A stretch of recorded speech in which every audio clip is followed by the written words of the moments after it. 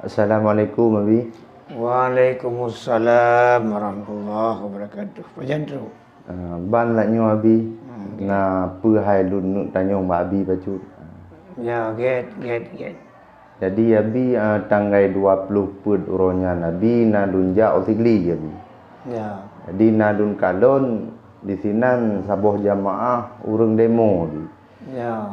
Jadi dalam jamaahnya na yang pegah yang bawa hanjut bek nadi partai politik lokal di Aceh. Nan mana harus dalam demo yan. Hana Abi cuma lun lewat menteng mana lun dengar Abi. Oh, nah, get. Ke lun tanyong Mbak Abi kiban menurut pandangan Nabi ya. Menjawab dengan Bismillahirrahmanirrahim. Alhamdulillahi rabbil alamin. Asyhadu an la ilaha illallah wa asyhadu anna Muhammadan abduhu wa rasuluh. Allahumma salli wa sallim wa barik ala sayyidina Muhammadin wa ala alihi wa sahbihi wa azwajihi wa dzurriyyatihi ajma'in. Ya hayyu ya qayyum ya dzal jalali wal ikram. Jadi tempatnya untuk saudara-saudara dari Aceh dia tanya nasaboh reaksi anti partai lokal ya teh. Ya. Nah, jadi mana yang jalan jauh? Mungkin jamaahnya hana mufhum tentang jid pegat partai lokal di Aceh. Padahal dengan perdamaian di Helsinki, dengan lahirnya undang-undang UUPA, sehingga telah menjamin keabsahan jid pegat partai lokal di Aceh. Nah, maka oleh orang yang ingin pegat partai lokal di Aceh lagi ada nyawa, tak pegat, halang tak pegat. Mungkin orangnya hana pelajari itu benar. Hamba karena hana pengertian, hana hukum. Muka kendaannya kerja kemungkaran di lapangan. Daya orang telefon maklum tu, ni Abi keban kayanti partai lokal. Wairan jalani aja macam-macam. Jalani aja. Hamba.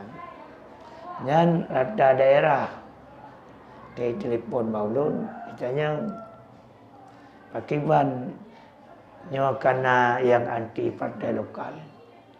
Nah, cik orang tanya tu makut. Namban.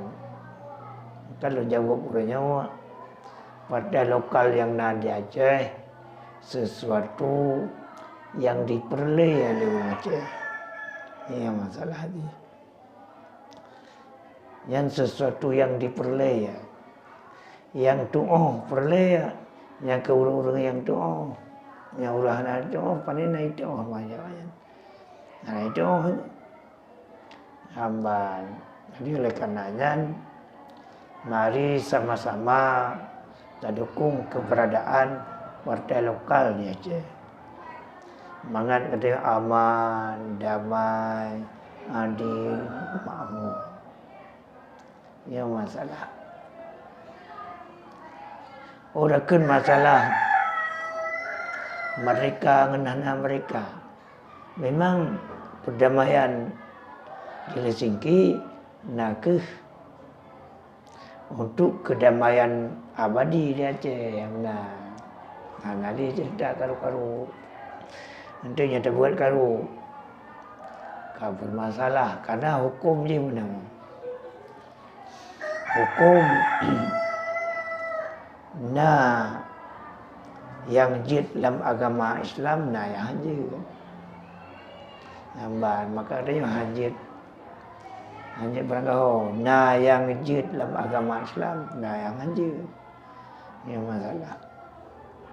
Mengikut Islam memihak kepada rajid menurut agama Islam. Dan ubud yang dipujit oleh orang yang lain di agama lain. Kenapa dia ada? Tanya orang Islam memihak rat ketentuan-ketentuan hukum yang dipejut oleh Islam. Karena ada yang nanang dua sama tu, nah neraka, nah syurga, nah orang-orang yang dipilih syurga, nah ke orang yang memihak kepada dasar-dasar hukum yang dipejut oleh agama Islam. Ini masalah ni. Yang kejut, Yahudi pada ajut.